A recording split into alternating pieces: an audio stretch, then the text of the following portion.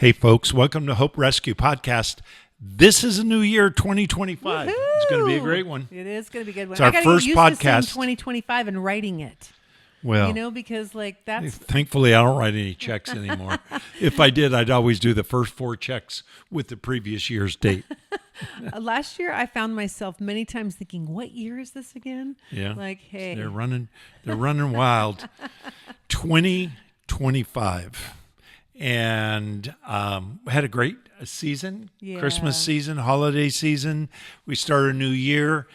And you know what? We've been thinking, how should we approach this new year? And I hope this does not sound negative because I think it's going to really be a positive thing. you're hoping to set people free with this message. Yeah. Yes. We're calling this the road to freedom. Yeah. But what we're dealing with is problems of addiction, not problems of habit. And we'll kind of explain what we mean by that. But the reality is there's a lot of habits we have that are not oppressive. But what happens, what clicks when something becomes an addiction? And it feels like we have, it's unprecedented how many people struggle with addictions. And that's not just one kind. It's across the board. Yeah. Compulsive addiction. And I think it's it's become, fortunately, something that people are talking about because it hits every home in some way. So it's the goal with this new series is to help people find freedom or someone they know, to find freedom from addiction. And that's going to take a lot of different forms. We'll go through it. So we'll go through this over the few weeks of dealing with this, but kind of an anchor verse for this series. I love what Paul talks about in our liberty to do whatever we want, and we do have the liberty. But he puts some qualification on that, and the qualifiers that he gives. How's your stutter doing? Really are important because, for example, you have the freedom to do what you want, but what you do may be a problem in your life. Like, for example, this is our anchor verse, 1 Corinthians 6:12. Would you read that for us? Yeah, it says, "All things are lawful to me." We have freedom for all things, but not all things are helpful. All things are lawful for me, but I will not be dominated by anything. So that word dominant is a really important word. Controlled, To be controlled, to be dominated. I don't know if you've ever been dominated by anything in your life, whether it's a substance, Sugar, alcohol, caffeine. sugar, Cinnabon. Could I happen. don't know what they put in Could there. happen in the holidays. Yeah, it could have happened. We had one. Okay, let's be honest. But We had two. Even though you have the freedom, well, we sure do. Well, anyway, okay. I don't want to start lying here, so let's change the subject. That's another message. Like the guy says, ask me no questions, I'll tell you no lies. Yes. But anyway, the idea of being dominated by something, even though you have the freedom to do things, that doesn't mean it's expedient for you. It's not helpful for you, or it's not something that's going to improve the quality of your life. And we're going to talk about some of the things that sin does to us and how it impacts our life. And we really don't want to approach this from a moralistic standpoint. We want to talk about this from the standpoint of how to have freedom in our liberty and how to have that freedom that really changes the quality of our lives and the quality of lives of people in our world that love us. That's right. I'm going to just drop a statistic here because we all naturally think, when we think of addiction, our minds go to immediately drug abuse, alcohol, sexual addiction. Right. So those are obviously like in the top 3 that come to mind. So, but this is an interesting statistic. It says, according to the National Institute on Drug Abuse, an estimated 130 people die every day in the United States from drug overdoses. So you have 130. That feels low to me. 130 people a day from drug abuse. And that does not include alcohol. Yeah. That doesn't include other things that reckless behaviors. It feels like, of course, we live close to where there's a lot of fentanyl that's coming over the border. We're in San Diego. Hey, you're arguing And with the National Institute on I Drugs. know, but I'm just saying with children who are on the front line,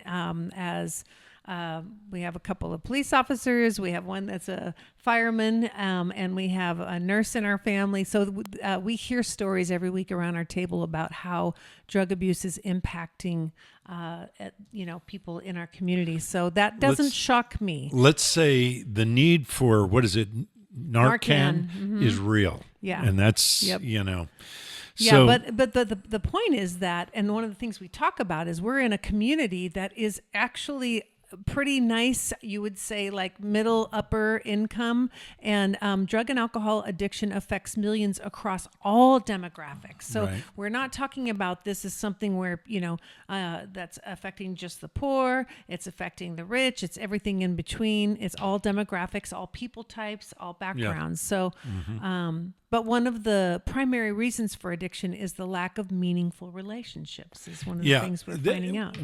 There's some great books on this issue of the driver or the source of addiction is really this void of relationships, intimate, true, not just relationships, but you can have relationships that do nothing Right. to improve the quality of your life. But when you have significant, meaningful relationships that are healthy, and it's not just relationships with other people, it's relationships with God. Oh my God. It's your relationship with God and your relationship with man. Jesus was asked, what's the greatest commandment? And this is what Jesus said. He said, you shall love the Lord your God with all your heart, with all your soul, and with all your might. That's the greatest, the first and the greatest commandment. And the second is like unto it, and that is love your neighbor as yourself. So you love God with all of your being, you love your neighbor as yourself. And in that, he said, on these two commandments depends all the law and the prophets. So all of the prophecies, all of the commandments, all of the ways in which we improve the quality of our life prescribed under the law is found in these two things: love God, love others. That relationship with God and that relationship with others is meaningful. You need to have at least one meaningful relationship with another human being. Jesus, after creating man, he said it's not good for man to be alone. And it's not that he just created a wife. He made us social beings. We're spiritual, so we need to connect with God. We're social, we need to connect with man. When that is harmed, or it becomes toxic, or it's abusive, or it undermines our healthy psychology and spiritual, then whether it's spiritual abuse, religious abuse, or whether it's family abuse or society's abuse, those things contribute to becoming addicted to substances and other things. We can be addicted to all kinds of things. You can check your room before you leave and make sure everything's all right. And there's nothing wrong with that. But when it becomes obsessive compulsive, and now this has become over into the side of an addiction, you obsess about it and it becomes compulsive, and you have to check the door 3 times. You have to check under the bed, whatever it is that you do. Those things, that obsessive and that compulsive behavior, it stems from this void of relationship. And the fact that science is not seeing the value of that at a level that would change society, I think is really dangerous. Families are crucial. Hearing that from my perspective, though, if I was, and I have been, in relationship with an addict, and you're saying there's a void of relationships, that's challenging for people who have been there in it with them for years. Do you know what I mean? Yeah, I'm not saying that having a relationship, an addict who is full-blown addict, who has a relationship, that's going to cure the addiction. Okay, that's what good I'm to clarify. suggesting is it's a source. So, for example, I was married to an addict. and you were married to an addict. Both of us were. So when we look at that, we go back and we go to the genesis of that. The genesis of that was a broken void relationship. Right. And Yeah. would there have been bad behavior? Very possibly. I don't know. But I do know that addiction really, at least, I'm not saying it's the cure for addiction. I'm saying it's the genesis Yeah, of that's addiction. good to know. Thanks for clarifying that. And then, so we're talking about addictions and habits. Think about, like, if you were to think about some habits that you Yes. have, like what habits do you have that you like? Did I throw you a curve here? Oh no, not at all. I think I have created, the older I've gotten, habits that become kind of ritualistic. So for instance, I like to get up early with you and Gracie. And so at nighttime, I will set out all the things. So I have to do less in the morning. Yes, So I see it. I put out my vitamins in a little thing. I put my Bible out, my computer. I actually do my electrolytes already filled up in my cup. I put my overnight oatmeal in the fridge. Like, I do all the things, and it is very much a habit. If you took it away from me, I don't think I would be upset, because there's times when I don't do it, but it creates a level of comfort to me to know that everything's in place. Yeah. So a habit I have, and you have this too. We both work out.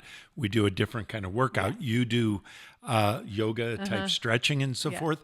I go to the gym. If I don't go to the gym, I went to the gym every day this week, and it feels good.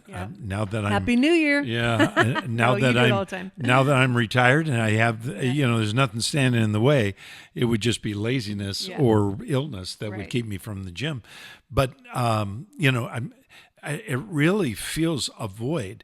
I'm not addicted to it, but it certainly is a pattern of behavior that's habitual. Well, it's a healthy form of repetitive. Like, I wouldn't say it's an addiction, but your body has become dependent on it, and so have you psychologically. But I don't think it's an addiction, and it's a healthy habit. It's I have a dependency upon that.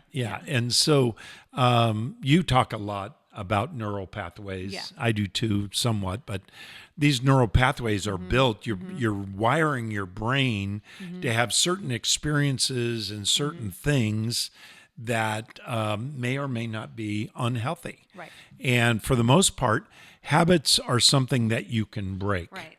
And habits are things that you can rewire. You can rewire those neural pathways. Right. And we do it when we start thinking differently. Like if you do a Thanksgiving journal, you're a critical person. If you're a critical person, you start doing Thanksgiving journal, it really begins to rewire. And the more critical you are, the more difficult it is to rewire it. But, and if you're, too positive to where you don't deal with realities, that needs to be rewired. And so you need to really start thinking about truth and, analyze things and facts and so forth. So these are what we call habits. When we talk about the difference between addiction and habits, one of the things a guy named Dr. Maxwell Maltz developed this idea of what he calls the 21-day habit break. And, he wrote a Psycho-Cybernetics back in the 60s, which became a classic. And he said it takes 21 days to rewire the brain to form a new habit, to break an old habit, to form a new habit. And he did that. He was a surgeon. He was a plastic surgeon, actually. And so oftentimes he would be brought in to do amputations and to make sure that once the extremity was amputated, that they make it as pleasing to the eye as possible. So he would close it in certain ways and so forth. The length of the amputation mattered and so forth. Without getting into too much detail, he said it takes about 21 days, in his observation, takes about 21 days for that person not only to accept but rewire their brain that they don't have that limb. And That's relatively short. It's a short term. So what I developed, and I don't know if I came up with this, but I refer to it as the 2190 rule. And, it is believed that it takes 90 days to develop a new lifestyle. Yeah. So the habit takes 21 days. Everybody who has done the science on this since the 60s has said it's much more than that. And he said later on in his life, he said, I never meant 21 days to be the ultimate. He said, that's the minimum.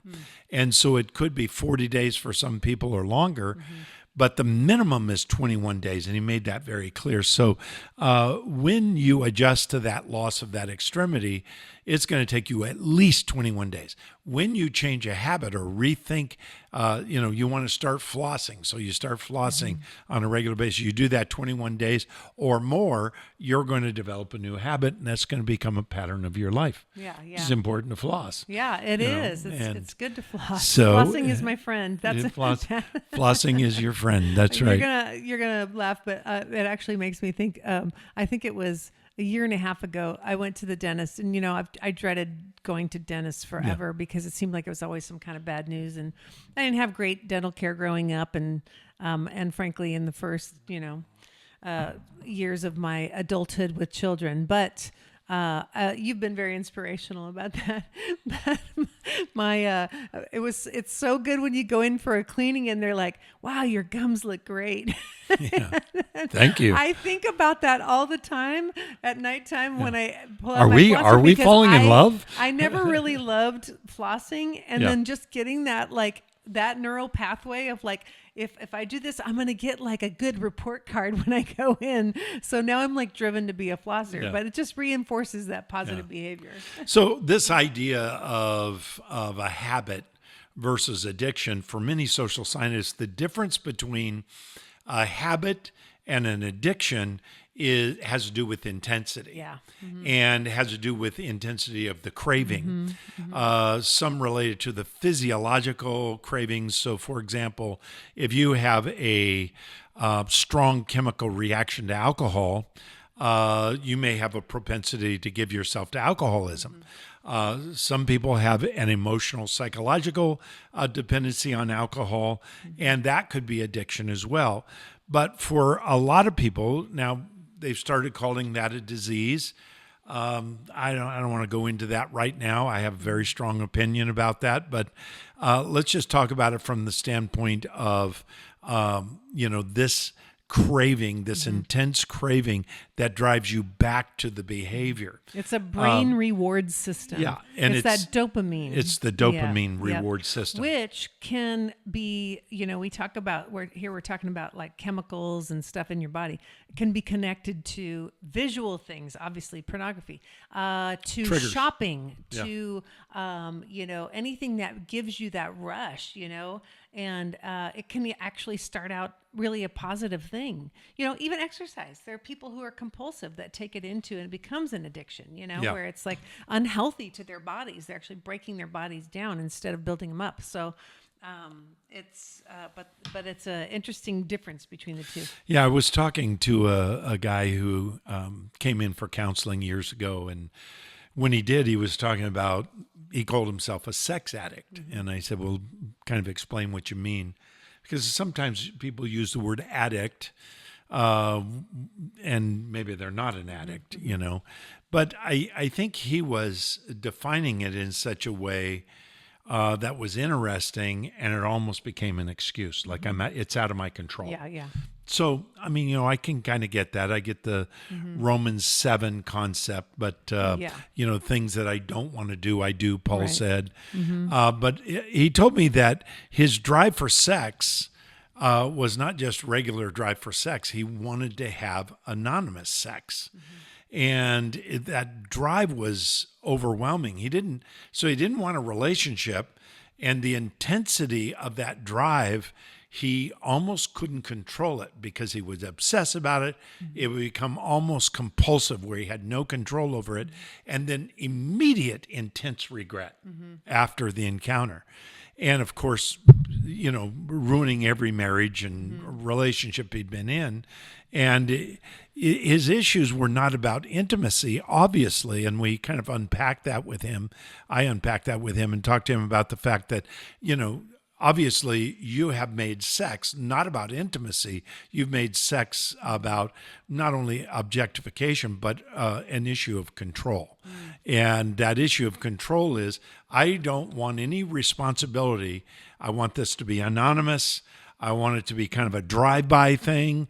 And so there's another driver that's affecting you, and that's control or the lack of control or the danger involved in that. All that dopamine firing. Yeah. Right. And there's a lot of triggers that are going on.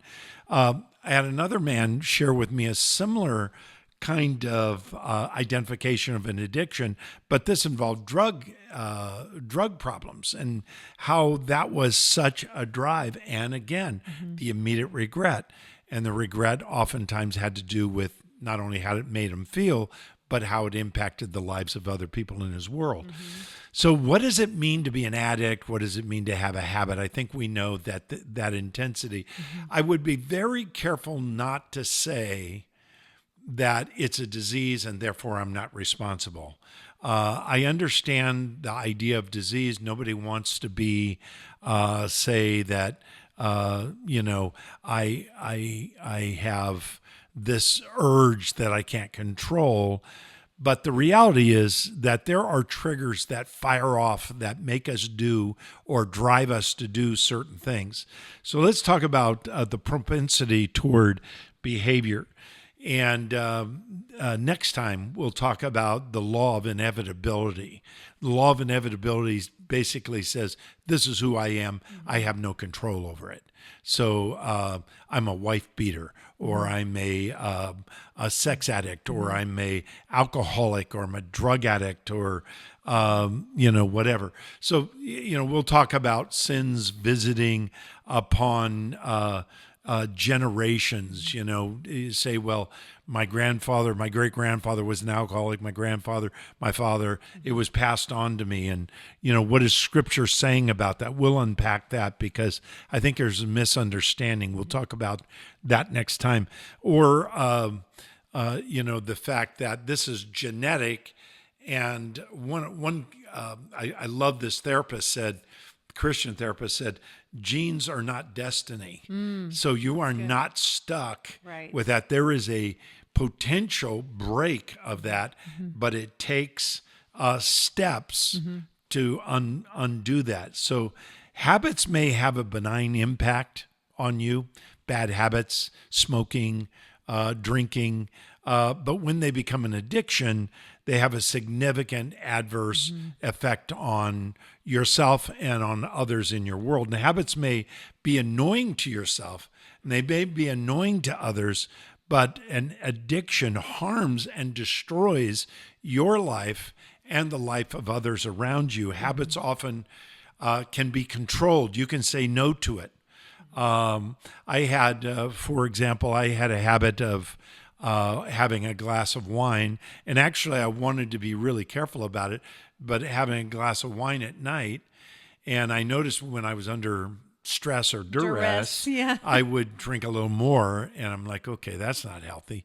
And so I started measuring. Remember, I had those wine glasses with the little measure, and then measure exactly how much. So that's really under control. But it was like every night I had to do this. And I think it got to that place where I was realized all things are lawful for me, but all things are not helpful. All things are lawful for me, but I will not be dominated by any. And I realized it was dominating my life. And this is how I knew that, in that, Kimberly had a brain tumor, and so she no longer could have a glass of wine with me. Which so it was we me. enjoyed together. Yeah, it was fun. Yeah, it was. But with it was my nice. medication, it just closed the chapter on that for me, and so it wasn't as fun with just doing it yourself. and I couldn't say no to it. It seemed like, and then I think Kimberly. Well, I know Kimberly started praying about this, and in that prayer, she really. Just praying for that I would have a healthy balance. Yeah. And something happened, and where I just lost every desire for it, because every time I'd have a glass of wine or anything alcoholic at all, it made me feel terrible. Yeah. And I think it's been over a year since I've had any alcohol. And it's not because I was an addict, because I wasn't. It's not that it's bad. And it's not that it's bad. And I'm not trying to take anybody's, yeah. glass of wine or whatever you have, or a mixed drink Just or whatever. wasn't right for it you just anymore. wasn't working for me. And it's something I think about my age, and it just socially, it's just not working for me. And I think some cues are like what you said, like you didn't want to give it up. When you find yourself replacing that space, like, when we grab for things or experiences or substances to fill something that is actually not actually filled by that, because when the wine wears off and the next morning and you're feeling kind of crappy about what you did, whatever you were involved with the night before or whatever, that's your red flag that's a space that actually needs to be healed by the Lord. And he wants to be the cup filler. Yeah. Do you know what I mean? And next week, because of time, but next week I want to talk about willpower versus a surrender. So just what I mean by that as we close this episode, willpower is where I have the strength to do it. So like I can say no to tobacco, or I can say no. I was able to say no to alcohol several times, just didn't drink at all, but it seemed like there are some things that I can't say no to. I can say no to Cinnabon, but and I can't. There are some things that I cannot, and so I have to stay away from the triggers. But there's something powerful about when you can't control it. And that's one of the beauties of 12-step is you go, my life is out of control and I can't control it, and I need God to intervene. And we're going to talk about how that surrender, and we're going to take it beyond the 12-step into the dynamics of a spiritual connection with God, where you surrender your life through a process of repentance, but also a surrender to his power. And I'm going to read this verse, and then we'll close. Who can discern his errors? Declare me innocent from hidden faults. Keep back your servant also from presumptuous sins. Let them not have dominion over me. Then I shall be blameless and innocent. Let the words of my mouth and the meditations of my heart be acceptable in thy sight. O Lord, my rock and my redeemer. God is going to redeem that life when you surrender. I'm going to talk about what it means to have presumptuous sins. Those are intentional sins taken care of because God keeps back his servant. Yeah. What does that mean? Lead me not into temptation. What does that mean? There is power that is presented from God to you that can give you power over addiction in your life, but you've got to surrender. We'll talk about that next time. I'm excited about this series. It's helped my life. It's helped our life. It's helped life of people that we know, and we're hoping that it will help your life. If you know someone who is struggling with addiction, ask them to check in to Hope Rescue Podcast at hoperescuepodcast.org. Thanks for listening. Bye, guys.